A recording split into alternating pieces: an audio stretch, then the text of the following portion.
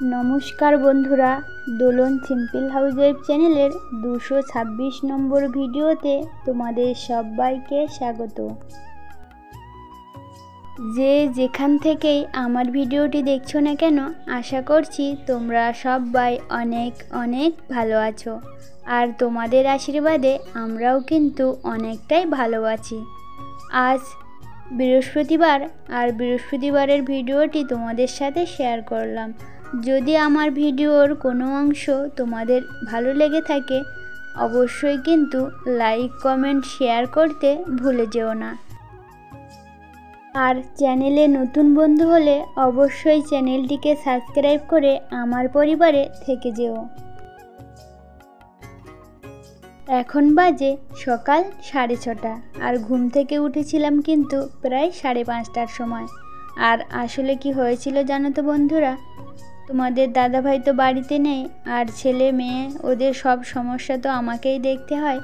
তো কাল রাতে না, রাতে বলতে পারো প্রায় তখন 2-2:30 বাজে। ঠিক সেই সময় না ছেলে বলছিল ভীষণ পেট ব্যথা করছে। তো ওর সাথে তখন ওই যে বাইরে উঠেছিলাম, উঠে না তারপরে কিন্তু আর ঘুম আসেনি, তখন থেকে জেগে বসেছিলাম। তারপরে যেই সকাল হয়ে গেছে তখন থেকেই কিন্তু সংসারের কাজবাজ শুরু করে দিয়েছি। আর আজকেও ভাবছিলাম ছেলেকে স্কুলে নিয়ে যাব, কিন্তু জানো তো বন্ধুরা, বাইরে এত গরম পড়েছে। আর ওই যে বললাম কাল রাতে ওর একটু পেটে ব্যথা করছিল, তার জন্যই ভাবছি আর স্কুলে পাঠাবো না। তো সকালবেলায় কিন্তু বাসন তো আমার রাতেই মাজা হয়ে গেছিলো, তার জন্য সকালে আর বাসনটা মাজতে হয়নি। আর এই যে ডালের বড়া করলাম, এগুলো কিন্তু কালকেই ভাবছিলাম বানাবো আর কি, কিন্তু কালকে না আর বানানো হয়নি। তো আজ সকালেই বানিয়ে নিয়েছি। আর এদিকে ভাতটাও বসিয়েছিলাম সবার প্রথমে, ভাতটা কিন্তু আমার হয়ে গেছে। আর ঘরে ওই যে কালকে কুমড়ো আনা ছিল, সেটাই রান্না করছি। আর কুমড়োটা কিন্তু আগের দিনে রূপচাঁদ মাছের কয়েকটা দাগা ছিল, সেগুলোই দিয়ে রান্না করেছি। তো রান্নাটা আমার কমপ্লিট হয়ে গেছে। এখন না আগে এই যে রান্নাঘরটা পরিষ্কার না করলে একদমই কিন্তু ভালো লাগে না, মানে রান্নাঘরটা অগোছালো রেখে যে খেয়ে নেব সেটাও আর হয় না আর কি। তাই সবার আগে রান্নাটা হয়ে গেলে না, আগে কিন্তু রান্নাঘরটাই পরিষ্কার করে নিই। তো রান্নাগুলো কেমন হয়েছে সেগুলোই তোমাদের সাথে একটু শেয়ার করলাম। আর এখন কিন্তু আমরা সকলে মিলে খেতে বসে গেছি। আর জানো তো বন্ধুরা, ডালের বড়াটা করেছিলাম, যদি একটু ডাল হতো তাহলে কিন্তু ডালের সাথে ওগুলো খেতে একটু ভালো লাগতো। আর ডালের বড়াটা না কি দিয়ে বানিয়েছিলাম জানো তো, একটু পেঁয়াজ দিয়েছিলাম, আর লঙ্কা কুচি, সামান্য একটু বেসন, একটু আদা বাটা, একটু জিরে বাটা, এগুলো দিয়েই কিন্তু বানিয়েছিলাম। মানে পেঁয়াজি টাইপের, তবে সাথে একটু ডাল ছিল। আর ডালগুলো না আগের দিন ওই যে সকালবেলা সেদ্ধ করেছিলাম খাওয়ার জন্য। তো সকালে খাওয়ার পর না কিছুটা ডাল থেকে গেছিলো, সেগুলোই দিয়ে বড়াটা বানিয়েছিলাম আর কি। আর জানো তো বন্ধুরা, এখন না সংসারে কিন্তু অনেক জিনিসেরই অভাব পড়ে গেছে, কিন্তু তোমাদের দাদাভাই আমাকে যাওয়ার সময় কিন্তু 500 টাকা মাত্র দিয়ে গেছিলো, আর একটা চেক লিখে দিয়ে গেছিলো 1000 টাকা। তো সেটাই আমি ব্যাংক থেকে তুলে এনেছিলাম। তো তোমাদের দাদাভাই আবারও কিন্তু ফোন করে বলল যে আরও 1 সপ্তাহ আসতে লেট হবে, তার জন্যই না হাতে টাকা রেখেই কিন্তু সংসারের জিনিসগুলো কেনা হচ্ছে আর কি। মানে বাসন মাজা সাবানটাও শেষ হয়ে গেছে, এদিকে সার্ফটাও কিন্তু শেষ হয়ে গেছে। আর ওগুলো তোমাদের দাদাভাই যখন বাড়িতে থাকতো তখন কিন্তু 500, আর ওই যে বাসন মাজা সাবানটা না বড় কৌটো, যেটা 50 টাকা করে নেয় আর কি, সেটাই নেওয়া হতো।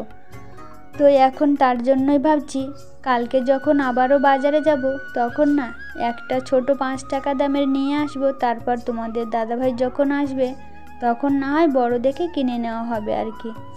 আর এদিকে দেখো আমি বাসন মেজে ভাবছিলাম কলের চাতালটা একটু পরিষ্কার করব। আর 2 ভাই বোনে কিন্তু ঘরের মধ্যে বসে টিভি দেখছিল, কিন্তু দুজনেই না রিমোট নিয়ে মারপিট শুরু করে দিয়েছিল। আর ছেলে নাকি মেয়েকে মেরেছে, তাই ওকেও নিয়ে চলে এলাম আমার সাথে কাজ করে দেওয়ার জন্য। আর কাজের মধ্যে থাকলে না ওরা কিন্তু দুষ্টুমিটা একটু কম করে আর কি।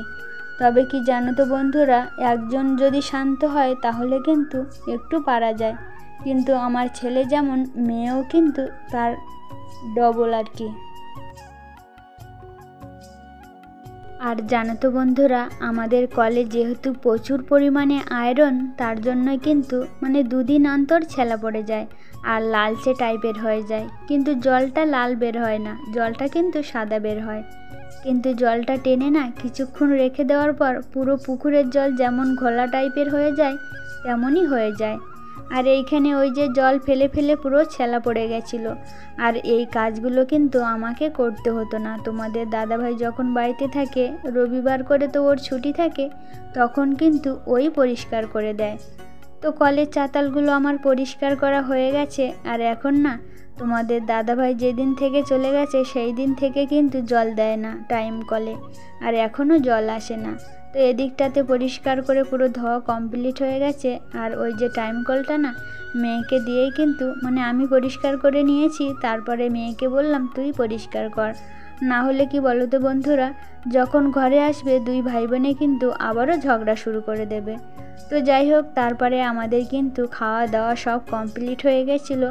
আর আজকে ছেলে স্কুলে যায়নি, মানে বুঝতেই পারছো, ঘুম তো আর হবেই না। মানে সেই যে দুপুরে খাওয়া দাওয়া করে 2 ভাই বোনেই কিন্তু টিভি দেখছিল। তারপর আমি না ঘুমাইনি বলে বসে বসে একটু ব্লাউজটা সেলাই করছিলাম। আর এদিকে বিছানার চাদরটা অনেক দিন হয়ে গেছিলো বলে একটু পাল্টে দিয়েছি, মানে তুলে নিয়েছি, কিন্তু বিছানাতে এখনও বেড চাদরটা পাতা হয়নি আর কি। আর এখন পেতে দিলে না 2 ভাই বোনে সেই সন্ধ্যের মধ্যেই কিন্তু আবারও মানে এলোমেলো করে ফেলবে, তার জন্যই আর পাতলাম না। ভাবছিলাম যখন ঘুমাবো তার আগেই পেতে নেব।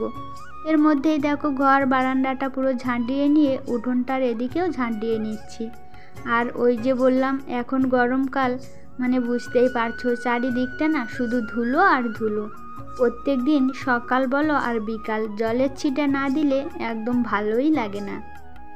তাই ওই দিকটাতে তো ধুলো কম থাকে, যেহেতু ওই দিকটাতে ঢালাই করা, তার জন্যই ওইদিকে না অল্প করে জলের ছিটে দিয়েছি, সেটা ঝাঁট দেওয়ার পর। আর এদিকে না ঝাঁট দেওয়ার আগেই একটু জলের ছিটে দিয়ে নিয়েছি।